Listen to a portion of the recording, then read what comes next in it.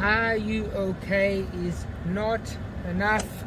Hello friends, I'm going to be explaining why I feel that way, and I'm also going to be offering some solutions for a better future.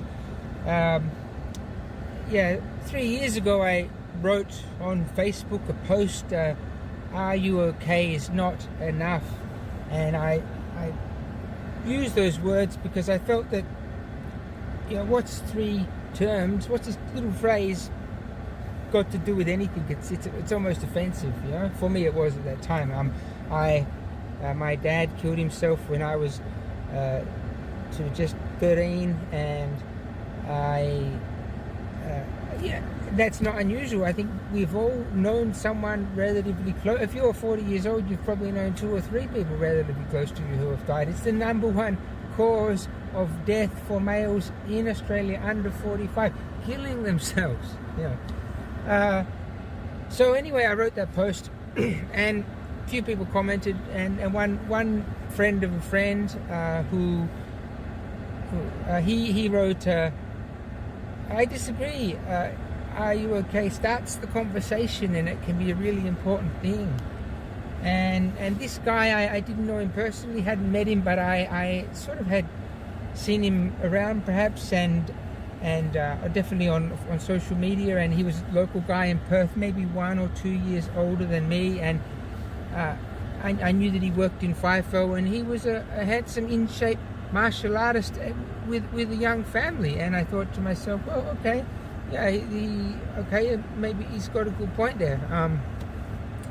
And then 6 months later, that guy killed himself. In fact, a few weeks after his dad died. Anyway, so I'm thinking, if you're suicidal, are you okay? It's not gonna really do much for you. The best thing to do, and this is clearly the number one best thing to do, and people are going to say, F off, you're full of it, this is rubbish, but you can't reject massive, large-scale studies. This thing has been studied to death. Sorry about the pun, no pun intended. 10,000 participants, 20,000, 100,000 retrospective studies, and the number one thing that reduces suicide clearly is religion. Take away whatever you want from that, but if you're feeling suicidal, it's probably time to step into a church or a mosque or whatever. It could be any religion, as long as it's an established kind of mainstream religion. If you're saying, I've got my own religion, or I'm spiritual but I'm not religious, in fact those two categories are more likely to kill themselves than an agnostic atheist. And another interesting fact is that passionate atheists, people who are strongly sort of, there is no God, those guys are also less likely to kill themselves than kind of more indifferent people who don't think about it. So I guess the lesson there is, whether you're going to go to church or whether you're not going to go to church, just have a strong belief in that regard, because that's apparently good for you. Okay, outside of religion, a lot of people are going to say, no, that's not for me. What else can we do?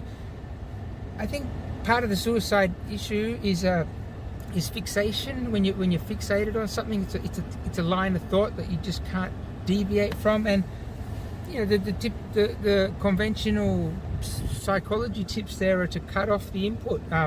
If there's some harmful communication, just stop it.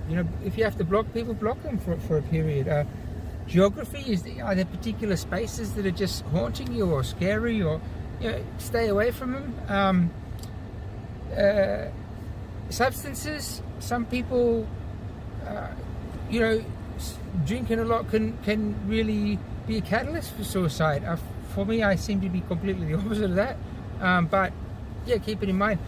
Other things I think important are, if you're 40 or 30 or 50, it's quite likely that you're going to feel that you've got the world on your shoulders.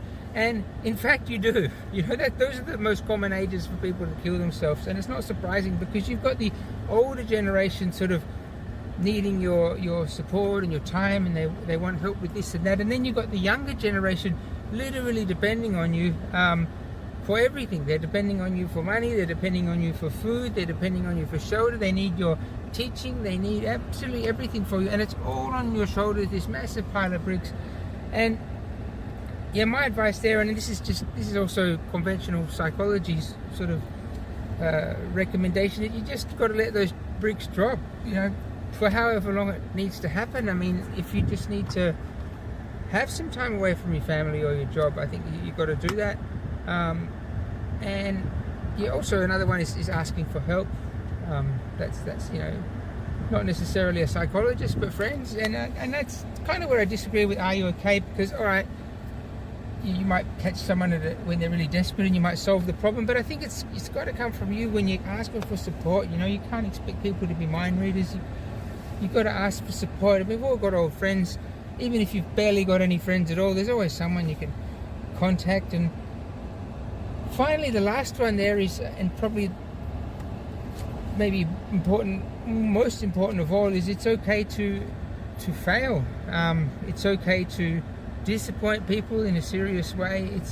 It's okay to lose a shitload of money, and even it's okay to even get yourself in debt. I mean, just because you've lost everything and you're even in six-figure debt, it doesn't mean you can't make $1 tomorrow.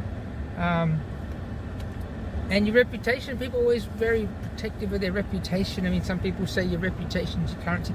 All right, that's absolutely true. And maybe something's happened and people are going to realize that, hang on a sec, you're not that perfect angel that we thought we was. Oh, hang on, Mark, he's not this totally innocent guy that's just doing everything great. He's, you know, he's actually done some bad, and you know, that's going to happen. I don't think I've ever met anyone who's perfect, who's never done a single thing wrong, who's never done anything they regret. I mean, the older you get, the more these regrets are going to pile up and line up, and yeah, so perhaps hard to get around the mind there, but you're allowed to fail. You know, you're allowed to lose, you're allowed to disappoint yourself, disappoint others.